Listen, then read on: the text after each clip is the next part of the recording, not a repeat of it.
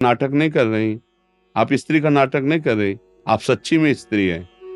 आप अपने को पत्नी माने हुए हैं, पत्नी का नाटक करना था, लेकिन आप सच्ची में पत्नी हो गई, तो आपको भारी तो पड़ ही जाएगा फिर। देखो, जब कोई नौटंकी नाटक में जाता है तो उसको पता होता है मैं ये नहीं हूं, मैं थोड़ी देर के लिए राजा बनूंगा और ये थोड़ी देर के लिए रानी बनेगा।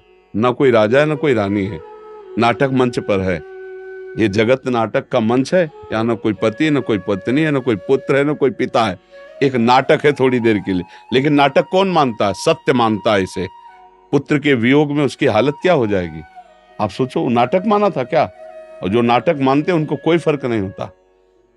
आए की हुज्जत नहीं, गए की तलाश नहीं। जन्मा तो भगवान की इच्छा, मरा तो भगवान की इच्छा।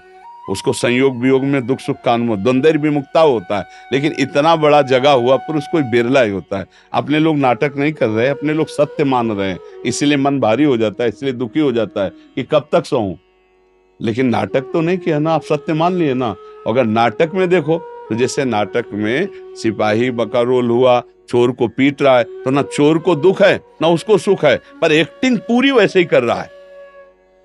यहां हम सत्य मान लिए अपने को शरीर, सत्य मान लिए अपने संबंध, तो अब हमारा मन भारी तो हो ही जाएगा, क्योंकि सत्य मान लिया ना। और वहां नाटक नाटक दोनों बाद में एक हाथ मिलाएंगे कि यार तुमने क्या बढ़िया रोल किया, वो कहेगा तुमने भी बहुत बढ़िया रोल किया। तो रोल किया केवल, हम सत्य थोड़ी बन गए, न राजा न रानी। वो तो 2 घंटे के लिए राजा रानी का रोल था। ऐसे ही अव्यक्तादीनि भूतानि व्यक्त मध्यानि भारत, अव्यक्त निधनान्य तत्र का परिदेवना। तुम पहले स्त्री नहीं थी, तुम बाद में स्त्री नहीं रहोगी, बीच में स्त्री शरीर मिला है। बीच के नाटक के लिए क्या रोना? ये 4 दिन की चांदनी फिर हट जाएगा, ये शरीर हट जाएगा। ये शरीर ना पहले था ना ये बाद में रहेगा, बीच में भास रहा है। इस भासने का अगर अपना कर्तव्य पालन कर लो और खूब नाम जप करो तो मन कभी भारी नहीं होगा। आप कर्तव्य में चूक करेंगी, भजन करेंगे नहीं तो मन तो भारी हो जाएगा, मन फंस जाएगा माया में। इसी का तो नाम माया है। समझ पा रही बच्चा? हाँ, अभी नाटक नहीं कर रहे, अभी सत्य में हो तभी मन पाओगे। घंटे से तात्पर्य नहीं है। हर कार्य करते हो, जैसे आप रसोई बना रहे हो तो राधा राधा राधा, पोछा लगाए तो राधा राधा, पति को प्रसाद पवा रहे तो मेरे प्रभु पा रहे हैं, राधा राधा। हम घंटे पे नहीं ले जाते। गृहस्थी में ये घंटे वाली साधना ठीक नहीं है, गृहस्थी में कार्य वाली साधना ठीक है। पुत्र को स्नान करा रहे, सजा, राधा राधा राधा, अंदर से राधा राधा चल रहा, बाहर से बहुत बढ़िया आनंद आए। एक नाटक अगर परफेक्ट कर ला है तो ठीक। देखो, तुम तो 2 घंटे भजन करती होगी, अपने लोग बचपन से किए हैं। अगर जरूरत पड़ती तो मानो सैकड़ों से जवान साधक हैं। अगर जरा सी चूक हुई तो गुस्सा नहीं है, पर हमें गुस्सा का नाटक। अब एकदम इतना गुस्सा का रूप, घबरा करके गंदी बात की तरफ आंख उठा के भी नहीं देखेगा। तो क्या हृदय कठोर हो गया क्या? नहीं, नाटक करना है। प्रभु ने नाटक किया शिष्य का, तो अब हम नाटक कर रहे हैं गुरु का।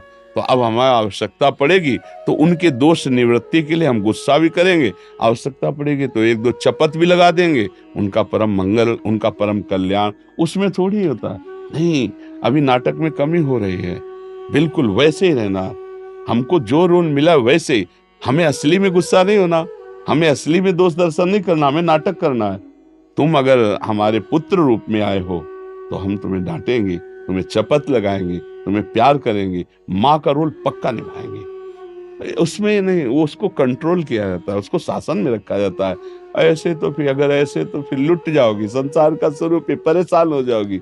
मतलब अंदर का सुख लुट जाएगा, क्योंकि फिर बाहर नहीं। बहुत शासन, भक्त को, भगवत मार्ग के पथिक को अपने हृदय के धन को छुपा के बाहरी नाटक ऐसे करना है। बाहर हम उसको प्रदर्शित न कर दें कि हम रोने लगे, हम ऐसा।